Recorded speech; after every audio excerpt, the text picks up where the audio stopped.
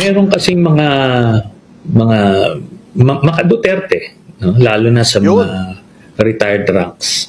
And masyado silang bold sa kanilang mga pronouncements. They're looking for any opening against the administration. Pero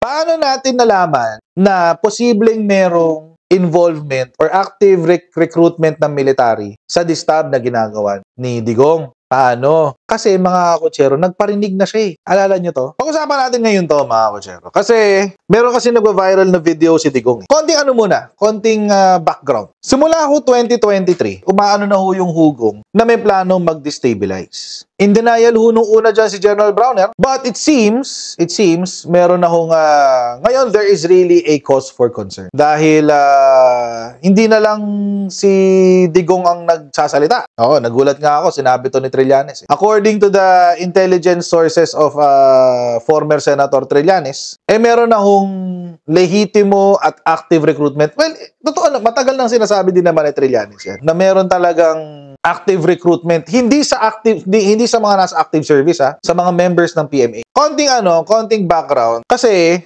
recently naglabas ng open letter ang mga retired members ng AFP, PNP. Ito yung kanilang open letter. Ayan. Retired AFP and PNP officials ask for budget review. 2 days ago ho ito, December 21. Over a dozen retired officials of the military, police, and Coast Guard are asking President Marcos to look into controversial allocations in the proposed 2025 national budget that seems to prioritize less important items at the expense of vital ones, including defense and security. In an open letter, they said the Armed Forces of the Philippines, okay, yung 15 billion reduction, okay, that's fair. The retired AFP and PNP officials said this reduces national defense efforts and hinders the AFP's ability to confront security concerns and modernize necessary equipment. Also, restoring the full allocation is important for maintaining the country's sovereignty and military readiness. To that, I agree. Ang nagsulat daw nito, mga kotsero, ay isa pa sa mga budget issues raised or yung mga sinabing sa budget issue ay yung pagtaas ng budget ng Kamara. Hindi lang unang Kamara, pati ng Senado. Si Senate ay nadagdagan ng 1 billion from 12.8 billion to 13.9 billion. So almost 2 billion. Yung sa House naman, from 16.3 billion, naging 33.6 billion. No? Lampas 100% ang itinaas ng budget ng Kamara. Ang medyo hindi maipaliwanag dito yung sa lower house. Ang laki nung kanyang itinaas. Well, I would agree kasi walang paliwanag eh. I would agree because more than 100% in fact. So, para sa akin, medyo questionable yung sa Kamara de Representante. It's unnecessary. Yung pagtaas nila ng 15 billion, more than 15 billion actually. Yung sa Senate, moderate yung pagtaas around 1 to 2 billion and madaling ipaliwanag yan kasi nagpapakonstruct sila ng building. Di ba nagkaroon ng adjustment sa construction ng building? Parang nadagdagan yata yung gastos nila ng 2 billion. Mali talaga yung nagpatayo sila ng building panahon pa ni Digong yan. That's easily explained. Yung sa House, ang mahirap ipaliwanag. Bakit tumaas ng ganyang kataas? 33 billion. At marami nang tatanong sa akin kung bakit hindi ako fan ni Martin Romualdez. It is because of situations such as this. Pasensya na po sa mga loyalista nandyan, lalo sa mga hardcore. Kasi hindi ho kasi ako bumabase sa pangalan. Bumabase ho ako sa mga galawan. At itong gantong galawan, hindi ko gusto. Sa press ko, nagsabi ang House na need din daw nila ng upgrade sa building nila. Bumili sila ng bagong lupa. I mean, kung upgrades lang naman to the current na itsura ng House of Representatives ng Kamara de Representante, higit 100% ang kailangan. From 16 billion, kailangan nila ng dagdag na another 12 billion para mag-upgrade? It doesn't make sense. So, for me, dapat i-veto to ni Presidente. Yung sa House. Masyadong malaki yan kung akong tatanungin. Pero syempre, hindi naman ako advisor ni BBBM. Hindi ko alam kung ano yung justification na gagawin nila dyan. So, bahala sila mag-usap. Pero ako, sa opinion ko, kahit administration supporter ako, kahit loyalist ako, hindi ako agree dyan. At lalo na kung matagal na kayo sa channel ko, alam nyo na kahit mga kampi ni PBBM, walang lusot sa akin yan. Hindi ko pinapalusot yung mga yan. So, this is uncalled for. Unless ma-justify nila ng tama. Pero yung sa iba, sa akin walang problema. Sige, call out. Walang problema, i-call out nyo. Ang problema sa akin, mga kotsero, eto na naman, babalik na naman tayo sa issue, na ang hilig manghikayat ng mga DDEBs. Ang hilig nila manghikayat ng distab. Tulad nito, panoorin natin yung sinabi ni Trillanes. Panoorin natin. Yun. And ito, no, yung chatter sa PMA chat groups, masyadong significant. Hindi na ito static. Kaya makikita mo na kung meron sila ngayon, lalo ng palakas ng palakas yan. Remember, iisipin nila pag nakapwesto si Sara, ano yung pwestong ibibigay sa kanila. So merong ganong personal interest na papasok yan. Yung progressive military career na sinasabi natin sa PMA. It could be too tempting for these PMAers to resist. Meron kasing mga Duterte, no? Lalo na sa mga retired ranks. And masyado silang bold sa kanilang mga pronouncements. They're looking for any opening against the administration.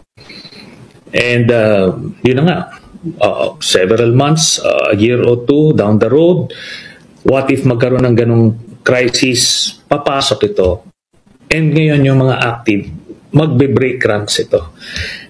Yun yung nakikita natin. Kasi merong, may active, mga proactive na nagre-recruit at nagbubuyo, nag-agitate. Yun ang mahirap. Okay. Doon kasi sa panahon ni, idagdag ko lang, Christian, doon kasi sa panahon ni Pinoy and neto ni Duterte, walang active recruitment, walang agitation, walang ano.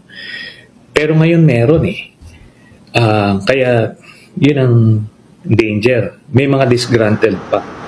So, may mga retired members ng AFP at PNP na nanghihikayat na mag-distab. Ngayon, totoo din po yung sinabi ni Trillanes na may mga retired military officials na agitators. Ano yung agitators? Hindi ho sila nagre-recruit pero ginagalit nila ang mga nasa military. Hindi ho pwedeng idinayan ng mga retirees na ito dahil pinipick up sila ni SMNI. Halimbawa lang naman, eto, si Orlando De Leon. I'm reminding you, General Browner, that 350 pesos is taxpayers' money. Pera ng taong bayan yan, hindi yan pera ni Romualdez at Saldico at ng lahat ng buwaya sa Kongreso. You have just allowed the hallowed grounds of the AFP to be desecrated by the filthy presence of these crocodiles under the guise of fellowship. Shame on you. Napagbigyan na ng Kongreso yung dagdag sa allowance na military na 350 pesos. Ito pa, isa pang retired. Di pa pala retired, senador pala siya. Si Bato, ginamit yung itong si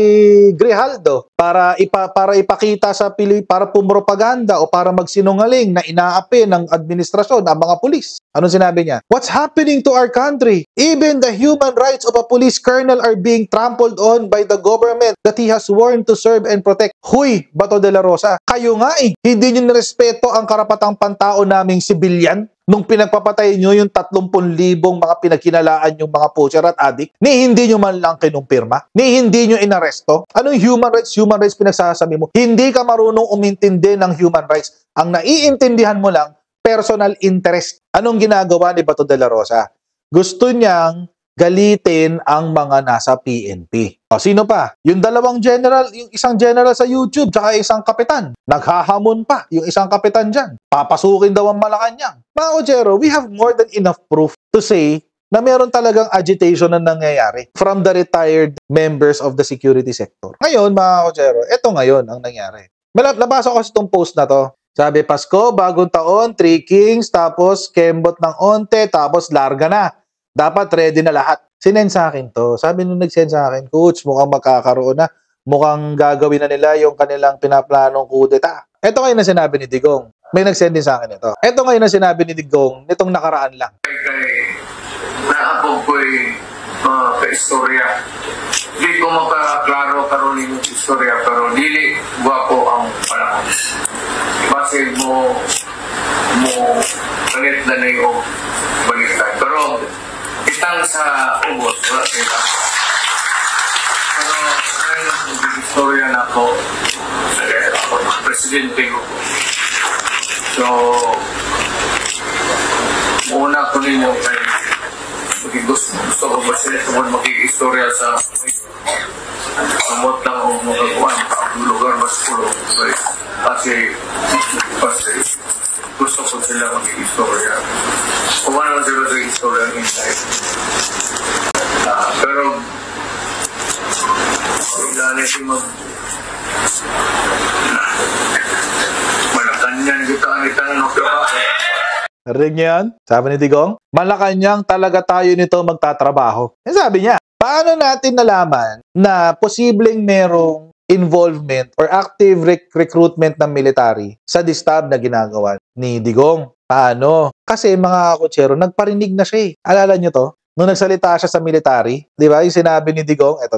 There is a fracture in government and only the military can see the solution. Sabi niya, hinihikayat niya yung military na tawag dito, umaklas sa presidente. Hanggang kailan kayo magsuporta ng drug addict na presidente? O, sinabi ni Digong yan. Huwag niya itatanggi yan. Sinabi niya yan, recorded yan.